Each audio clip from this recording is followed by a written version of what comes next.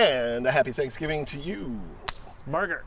Ben Steinbauer. Well, thank you, Keith Malin. It is Thanksgiving. Happy Thanksgiving. Look at you. You're just out wishing everybody I'm spreading happy Thanksgiving cheer. You're grateful. I'm thankful. I'm grateful. I'm full of gratitude. I feel the same way. And this week, what we're doing is we are expressing that gratitude to our friends at AFS. Oh, we're expressing our gratitude to our friends at AFS and expressing our gratitude to our audience by giving them something we already gave them.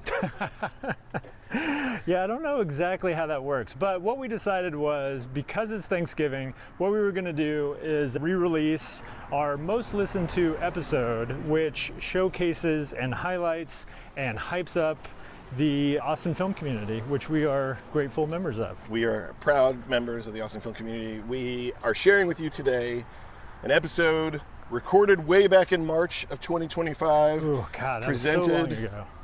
I don't even know when, April or May. What's the name of that episode?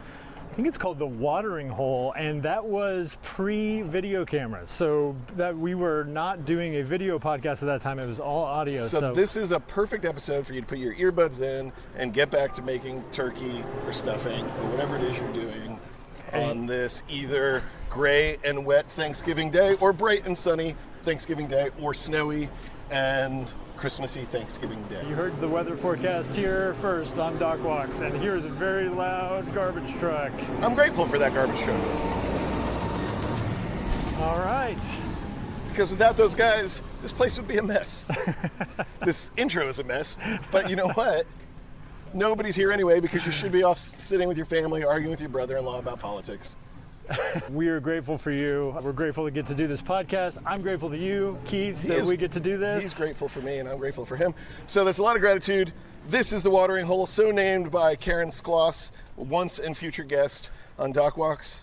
And big shout out to our friends at Austin Film Society. That's right. To Rebecca Campbell, who makes an appearance here. Mike Blizzard, I think, is in it. Oh yeah, there's all sorts of friendly faces in this episode, but you're just going to be hearing those friendly faces, not seeing those friendly faces. Them. That's right. Well, happy Thanksgiving, everybody, and we're excited to see you next week.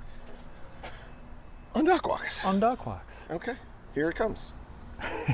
Oh, we're rolling. Well, this is exciting. We're at the Austin Film Society parking lot party here at South by Southwest. It's an annual tradition. I feel like it's a who's who of the Austin film scene. Wouldn't you say that, Ben? I would say that. I think that's an accurate description. We are missing out on the festivities by standing out here talking to people, but I don't mind. I don't either. We're working the party. I think that's what this is called. That's right. We're actually standing right across from a Rolls Royce, which feels strangely out of place in a way. I don't know if it's apropos or not apropos, but... Except is that a 70s Rolls Royce? So then maybe it's... It is a Dookie Brown, 1977, kind of cheapo Rolls Royce. Rolls Royce that is for sale. It is for sale. So actually that does feel very Austin in a way, yeah. Exactly. Like someone rolled in here in the 70s and they never left. On your left. You're listening to Dock Walks with Ben and Keith. Who are we here with, Keith? Ben, let me introduce you to my old friend, Cassie Hay. Hi. And when I say old friend, it's not that Thank you. she's old. It's just that we've been friends for a while. You're old. That's I'm true. old. Yes. Cassie and I have some overlapping background, both in New York and here in Austin. And the one day that we ever worked together was on a film that she directed that I was a stand-in camera guy way back in like 2014, maybe? Yes, it's still one of my favorite stories. Tell me Because it was a little on the fly. You came in, we were on the UT campus, and this interview subject walked in and took the cowboy hat right off your head. You were wearing a cowboy hat, Keith. I don't know why. And he put it on his head. That's hard And I was like, ooh, that is a power move. That's a Texas power move right there. Is it? Yes. Yeah, did you have to immediately go have a duel? I shrank. Yeah, I shrank in my boots. He took the boots off my feet. My toes curled up. You stole all your cattle. It was Dick DeGuerin, legendary Texas lawman or lawyer. Yes. Dick DeGuerin. You just let him do that. Yeah, you have to just let him take your hat. It wasn't my set. If I was the director, I think I might have put up a little bit of fight. But I was there trying to do a good job for Cassie. And so it was up to her to defend my honor. And so what were you interviewing him for? You were making a movie? Yes, it was a movie called The Liberators, and it was at South by Southwest in 2016, same time as Tower, so it was kind of a nice full circle moment. You came in and saved my bacon to do that interview. But That's and a he great was, expression, by the way. Save my bacon. yeah, I'm just throwing out the countryisms. But it was a great interview, and he had this great quote for the trailer, which was, "Sometimes good people do bad things, but that doesn't make them bad people." Wow. I was like, oh man. That was a good impression. As he said it, I was like, oh, here it is. This is it. So anyway, it was really fun, and yeah, here we are. And you're here with a new movie, correct? I am a supported filmmaker this year, which is really exciting. Yeah. And you said you're a supported filmmaker with Austin Film Society. What does that mean? So we got a development grant for feature film. So that means, which is just amazing, that it just allows us the opportunity to really explore their story, build it out, try to make it into a feature, get it to our reps, try to get some juice behind it. So yeah, they've been really wonderful, and we talk about how to solve problems, and I just can't believe that it's another wonderful thing that AFS provides. So All right. Well, thank you for doing this. Yeah, go enjoy the party, and we'll see you around South by. so nice to talk to you all. Yeah. Okay, thanks. Bye. This is my good friend Tracy Frazier. Ben, do you know Tracy? Yes, I know Tracy. Hello, great to see you. How are you doing? How's South by treating you? I'm doing great. I'm actually been slammed, so I don't know how much I'm going to be doing during South by, but What are you getting out slammed there. with? What are you doing? I did a little bit of a pivot from documentary to the world of games.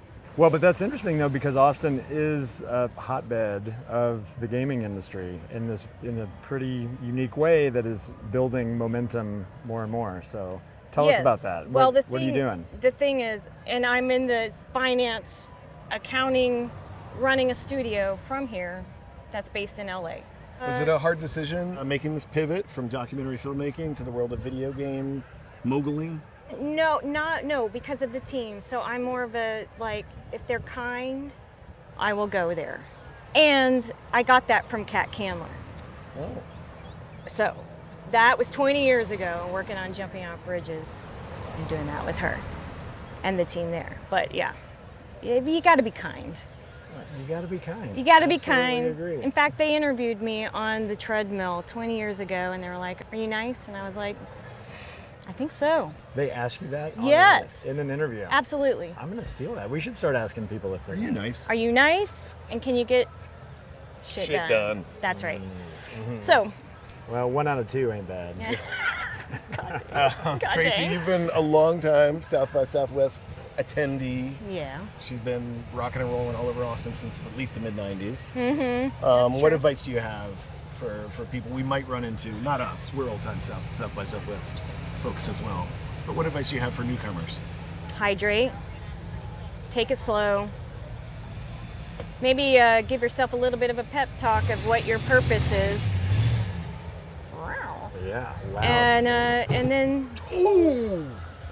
Oh my God. This is the second time that Rolls Royce has been hit. When that one's a lot worse. And the that first one. one's way worse. I Well, think he's this guy just connected. bought a 77 Rolls I Royce. think he's connected to it, like he can't get loose. Oh no. Or was it a 76? It is a 75. Or 75. Turn me Jeez. loose. Fine wine. Oh boy. A fine brown wine that's parked in a really unfortunate place. Really bad place. Oh wow. Oh, this poor guy. Oh no. Don't worry, it's just a Rolls Royce.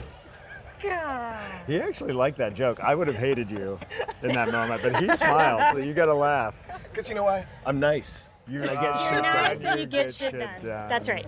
That's Oh right. my God. I think that's where we ended. That was a good. Thank you so much for doing this. Of course. Yeah. This is Bart Weiss approaching. And you can always recognize Bart because he's got his signature red frame glasses, his shock of white hair, and a big smile, a hearty laugh. When I saw you across the street there, I said, there's a living legend walking towards us. It is Bart Weiss.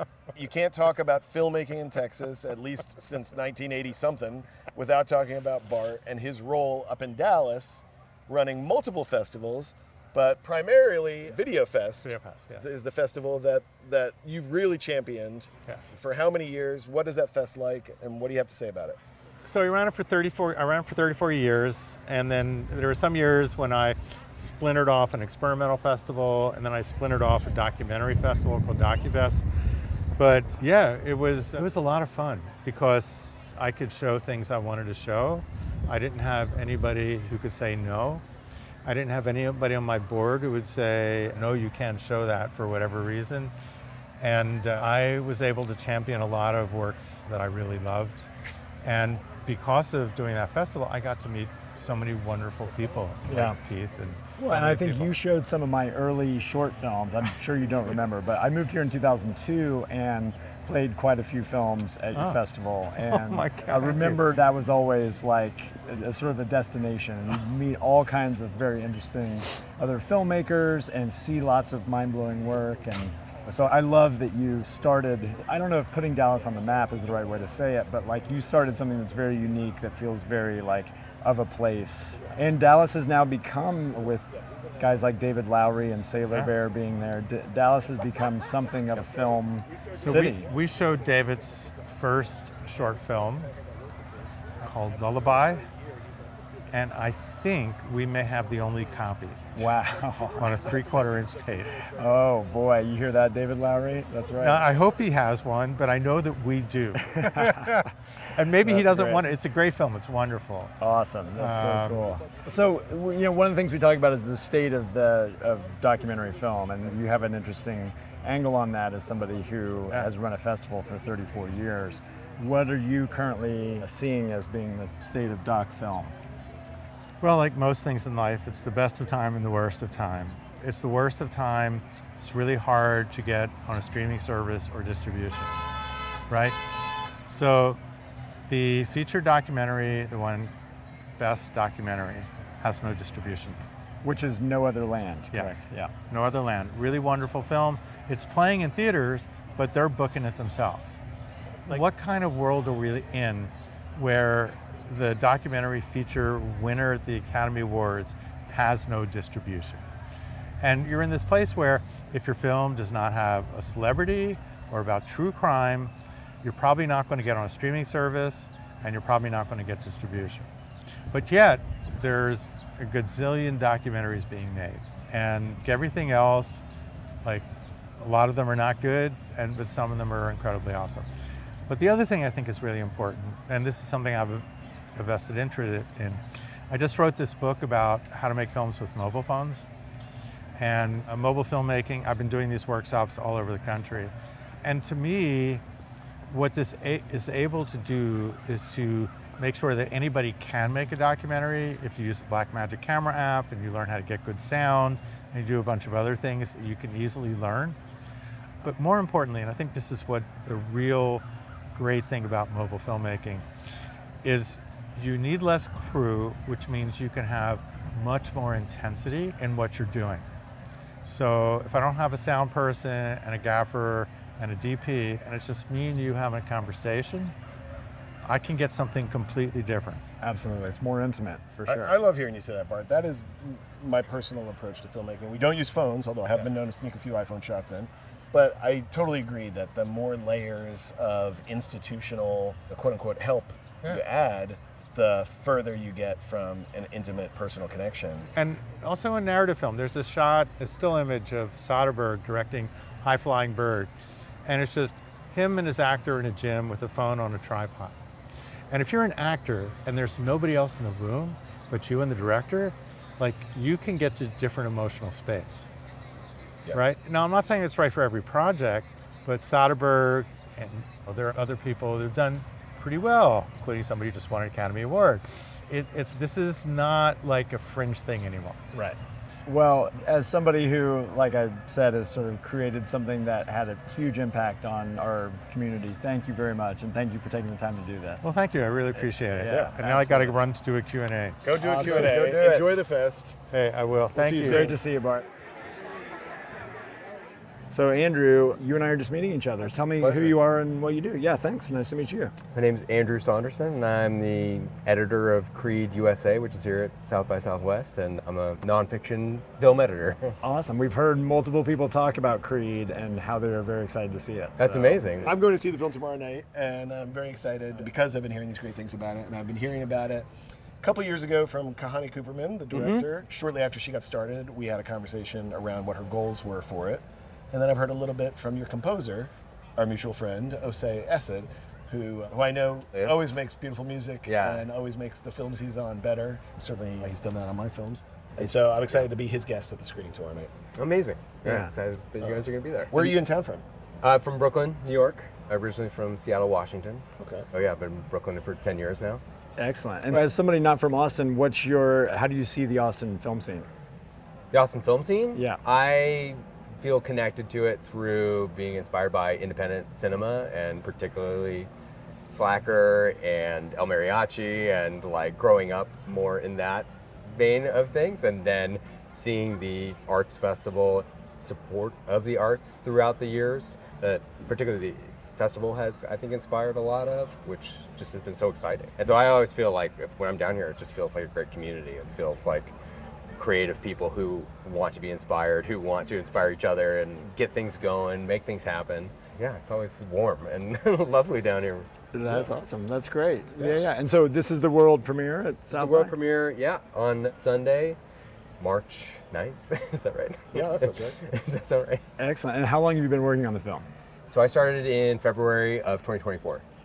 And so we cut pretty much up to December. So we were going for a while. We had a couple downtimes there. But yeah, it's a complex film. There's a lot of characters, a lot of different storylines. We're all really happy with how it came together in the time that it took to Yeah. come together. As an editor who works with different directors, I'm always so curious about the relationship between an editor and a director, and kind of where one begins and one ends. When you're watching a finished product and you see a great sequence, or you see an overarching kind of structure that really speaks to you, it's impossible to know as an audience member whether that's the director's vision being enacted, or if that's an editor coming in and reshaping a big gelatinous mess. What is your role when you're working with a new partner, a new collaborator, a new director? How do you establish that relationship and that rapport? I try to get to know them and try to get a sense of what they're trying to achieve artistically, creatively, and the type of story that they're trying to tell. I ultimately am trying to service that and bring as much creativity and help as I can. In nonfiction editing, I usually think that there's a lot of writing involved. And so trying to bring that aspect of where I can come in and say where we're trying to get to, like how we achieve that goal. And so it's just working hand in hand with the director to figure some of that stuff out. Sometimes it is just going in and being like, I'm gonna try something like with what you have presented, but this might be out of left field, but maybe this might not work at all. It might be completely outside of it, but it might inspire something new for us to go off of, which it usually does, even if it doesn't make it into the film. But with Kahani and CREEDE USA, this is our 6th project together. We know each other so well at this point. I know I have a strong sense of what she has in mind and how she wants to tell a story, and so I'm ultimately trying to achieve that in the approach. Awesome. Amen. Well, that's great. Well, thank you so much for giving us some time. Thanks, Yeah, guys. pleasure to Appreciate meet you. it. Yeah, thanks for having me. Really good to meet you. Awesome. Who are we standing here with, Keith? To me, it's not a festive festival if I don't get a chance. See what he did there? That's the kind of verbal trickery that you can look forward to in this interview. He's flexible that way. James Faust is the bestival at the festival. Whoa! You gave me just enough time. Seriously, we're here at South by Southwest, and I've had wonderful experiences at South by Southwest.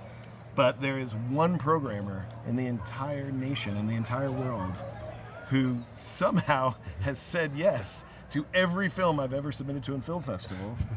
And that is because the very first short film I ever made was programmed by James at the Santa Monica Film Festival in 2001. Yeah, 01 or 02. Oh, yeah, maybe 2002. And then I've made 4 features since then, all of which have played here at South by, but all of which have also played at James Premiere Festival up in Dallas, the Dallas International Film Festival. This is James Faust, Film Festival programmer extraordinaire and good friend. Hi, thanks. I'm shocked and happy, and I'm feeling a little humble. I could turn purple right now. That's a good intro. Thanks. Purple Keith. with humility. That's right. I think in spite of having poor taste, we want your opinion here about, I don't know how much Keith told you, but we're doing a podcast about the state of documentary business, about what it's like to be a working filmmaker. Okay. In your case, what it's like to have a festival right now in this environment. So give us an overview. What are you thinking about the state of documentary film right now? I can actually say that in the 20 years I've been doing programming, from the Deep Ellum, Santa Monica, Asian Film Festivals, Austin Film Festival, Dallas, AFI Docs, at this point in time, I've never seen more documentary films being made, created than ever.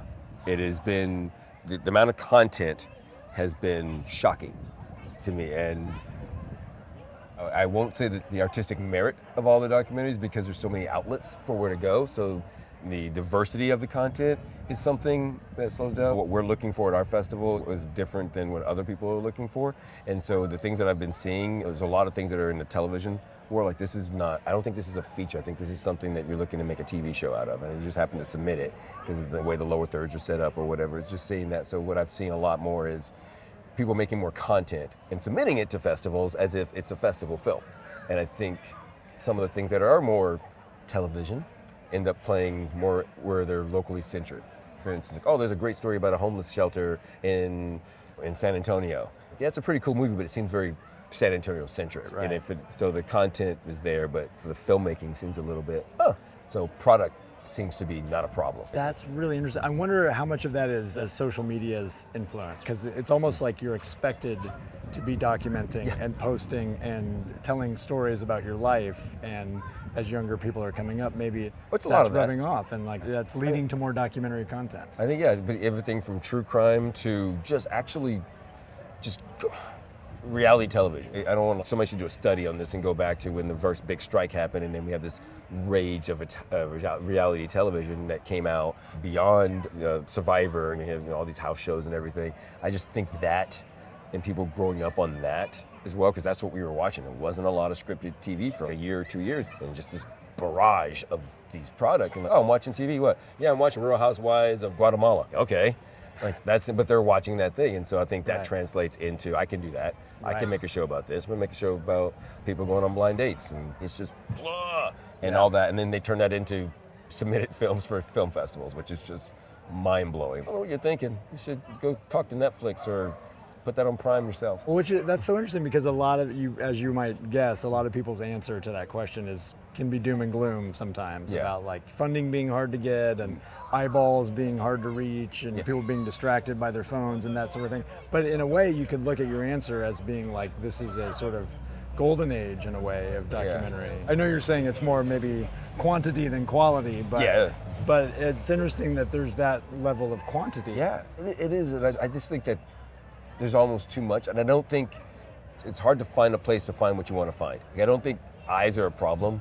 I think in the business side of it, I think it's who's ever investing or wherever you're streaming from, like the monetization of those eyes. And I think that seems to be the difference. I think people are watching things.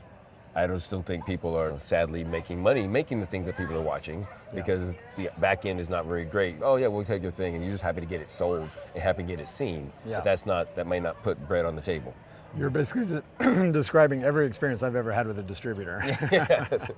And when I talk to filmmakers nowadays, one of the things the way that I can make sense of it is it feels like the film business is where the music business was about 10 years ago when Spotify came around. Oh, wow. And all of a sudden everything is expected to be free, so why should we pay for it? Why do we buy a record when I can just subscribe to Spotify and it's free, or Apple Music, or pull it up on YouTube?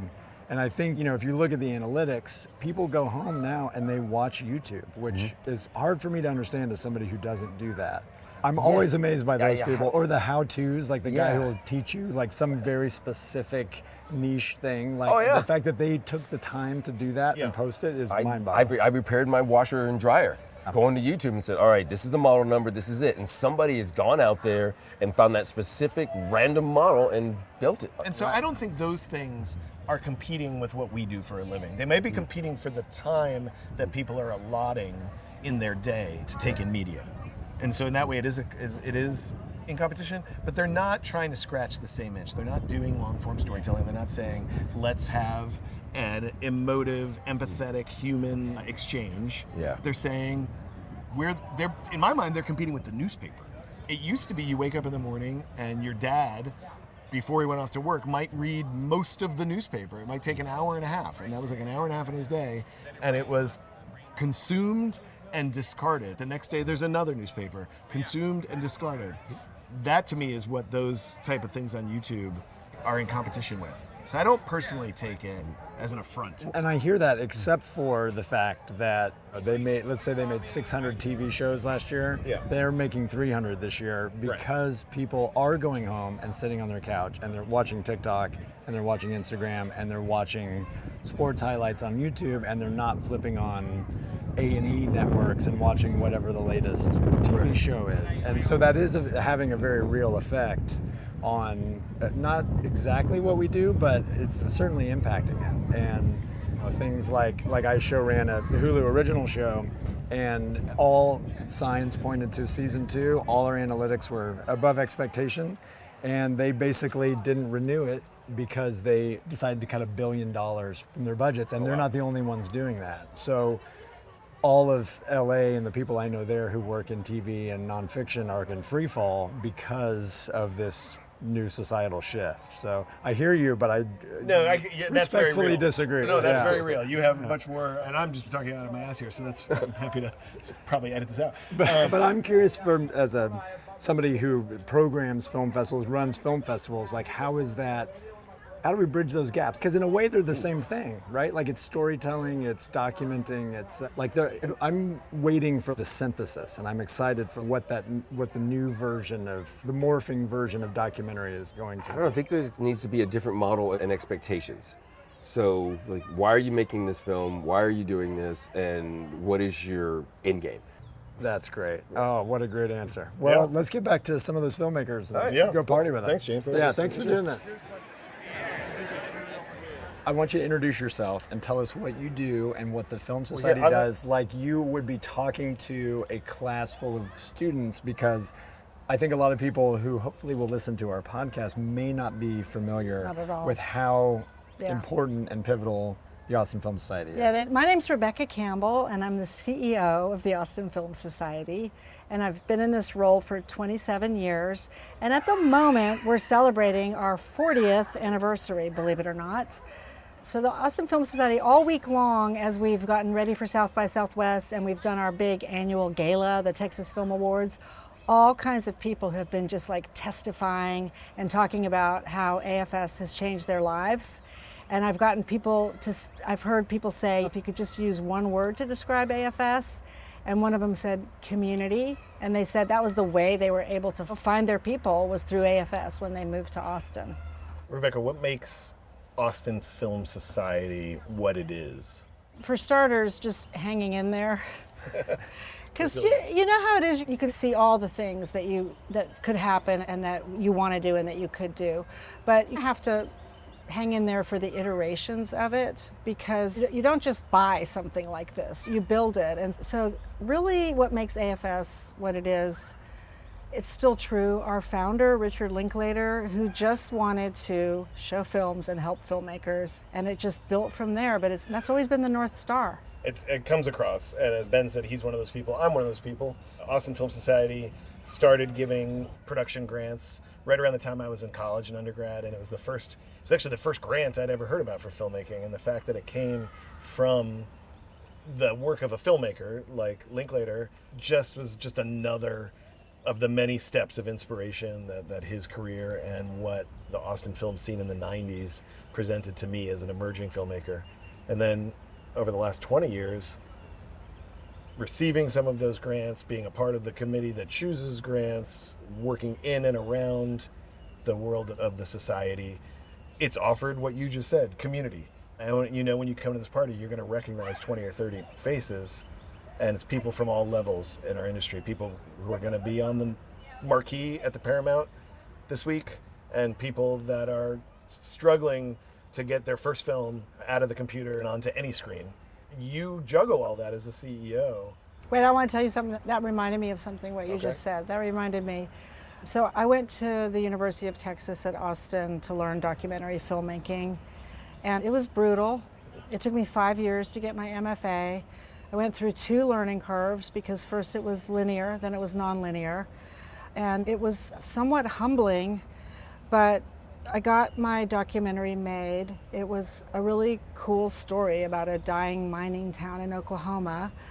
And so then I did not know what I was going to do. And then the Austin Film Society needed somebody, and I already had a nonprofit management background. So I reluctantly went to the interview just thinking, I'll see what this is. And I immediately just fell in love, and I knew I'd found my people. And before I started the job, I don't know why, but I handed Richard Linklater my film, my 30-minute film. And he responded to me and said, I watched your film, and he told me the things that he liked about my film. And I just realized what you said about people at all levels, that is a real thing in the documentary film community and in the AFS community.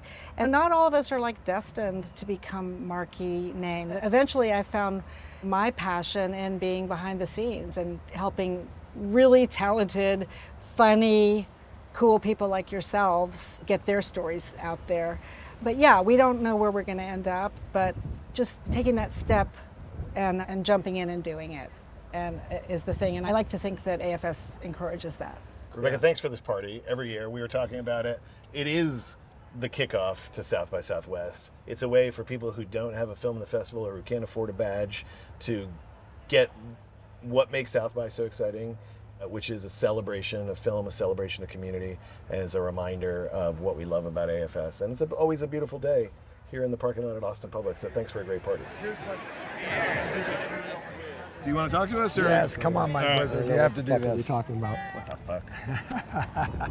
So we're here, we're talking to people about basically the state of the Austin film community, what the AFS party means to you each year. I think that this event in particular, I tell people who are visiting filmmakers, like part of the indie or doc crowd, they've got to come here. I think it's a great place where all the people can gather, and it's got that Austin vibe to it. This is like sort of a street party.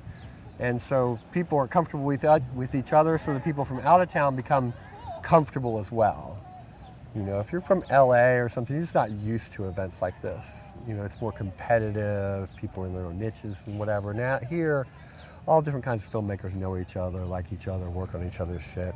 And so for those of people who don't know who we're talking to, Mike Blizzard, local Austin-based producer. Let me help you out. Mike Blizzard started as a political operative, man about town. He has produced documentaries. He's directed his own documentary. He produces frequently with Richard Linklater. Mike, we're going to let you go in just a second. This party is always such a big deal. You mentioned it yourself. You bring people from out of town when they come here. Yeah. I mean, South by Southwest brings in hundreds of thousands of people from all around the world. But this is the Austin film party. Yeah. What does the world not know about the Austin film community? I mean, the biggest thing I kind of alluded to earlier is just there's not really competition. It's all collaboration. And so if an Austin filmmaker is doing well, that's good for every other Austin filmmaker. You know, a rising tide lifts all boats. In other places, in New York and Los Angeles, people of course don't see it that way. It's a more cutthroat industry and business. And so I think that comes from the top a little bit. I think Linklater and Rodriguez and stuff, they've always been these creative, want to do it their own way, by their own rules type of people. And of course, they're the sort of twin titans of the modern era of film in Austin, I guess. And I think that trickles down, that everyone, like, that's our ethic here. Yeah. You know, that's how we do it. And people are just like, oh my God, everyone's so friendly. Everyone, you know, and you give everyone advice. You guys know we all show each other our films, so that you can critique it and tell us what we've missed and how we're too close to it and we're not seeing the problems. And that's like, I don't think that happens in other places. You have to go pay test audiences. or whatever to do that. We couldn't be getting paid this whole time? So we're here with Karen Skloss, who's filmmaker extraordinaire, band leader, drummer, It's Editor, an egalitarian artist. band. and no leader. It's marriagecore. It's- You guys know how. It's yes. You and your husband Sandy are both in the band Skloss. And you just had a record release party, right? Yes, yesterday. Record came out yesterday. Our debut album Congratulations. on Fuzz Club. Fuzz Club. Okay. Yeah. And how'd it go? How was It the? was great. Yeah. Yeah, and now we're just gonna play 5 more shows and a showcase on Friday.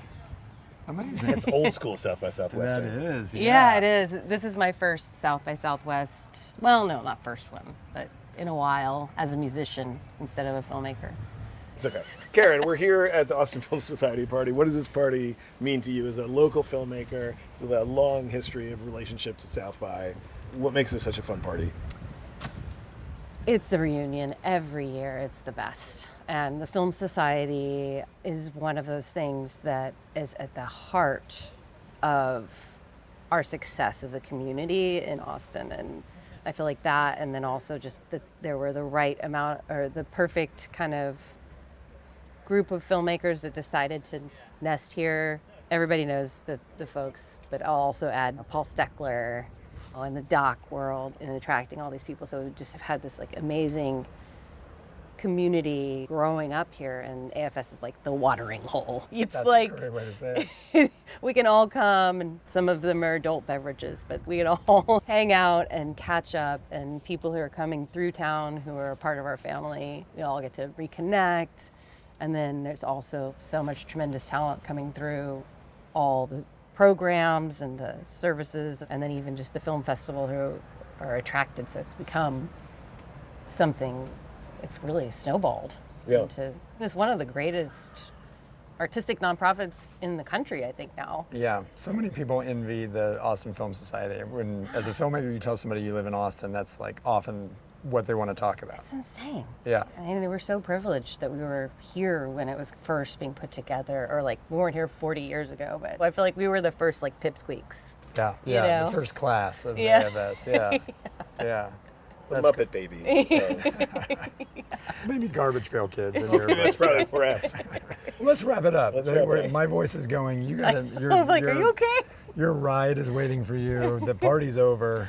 Yeah, let's. Turn off the lights. The party's over. Yes, this has been an awesome day. We set out to go do kind of man on the street interviews at South by Southwest, and we said we are going to go to the AFS party as kind of one part of that. But this feels like it's a whole episode. It feels like the AFS party, celebration of the community here in Austin, is an episode unto itself, and I think maybe Karen just named it, The Watering Hole. Hey, I love that. Well, it's pretty hilarious to drive up and see you guys doing this, I have to say. Yeah, It really well, gave me a good chuckle. Oh, good. Yeah, seeing me look like a huge nerd with a fanny pack on and I was like- headphones. We said we're going to go to the party. We don't want to feel like those dipshits at the party are like working and trying to make something out of nothing. We'll grab 1 or 2 people off to the side. No one will even notice. And here we are. I was like, that's one way to get invited to the party. Now you know our secret. That's right. Well, thank you for doing this, Karen. Yeah, it's great to see you. Yeah, great to see you too. Okay, so we are standing in the rain under a tree here, finding shelter on the streets. That's true. And that was That was the watering hole. That was leftovers on Thanksgiving Day for you, our friends here at Doc Walks. If you skipped it, that's fine. You were here the first time. And if you listen to it again, what's wrong with you? You don't know. But we appreciate you. Ben is thankful. I'm grateful. We're going to be at it again next week and next month and next year with all new episodes. That's right. And And, speaking of, we have next week is Scott Ballou, which is brought to us by our friends at The Long Time. Okay, so next week is a brand new, fresh episode. I'm not there. Ben's handling Scott Ballou all by himself. Scott Ballou, of course, known for his great work with Yeti coolers and their wonderful series of branded content. That's right. I look forward to hearing what Scott and Ben get into on that walk, and I look forward to seeing you guys again soon, hopefully the week after that, Ooh, on Doc Walks. here on Doc Walks. All right, grateful for you. Thanks, guys. Happy Bye. Thanksgiving. Doc Walks is presented, directed, created, edited by myself and this guy. Hello. We couldn't do it without co-producer Dayton Thompson. No, we who couldn't. Thank you, Dayton. Continues to knock it out of the park. Thank you, Dayton. And thanks to the folks at the Bear. The folks at Go Valley, we have a team of interns that are working hard for us. And thank you for sticking around. If you're still here, you're a diehard and we appreciate you. We'll catch you next time on DocWalks. Follow us at DocWalksPod on Instagram, X, and YouTube.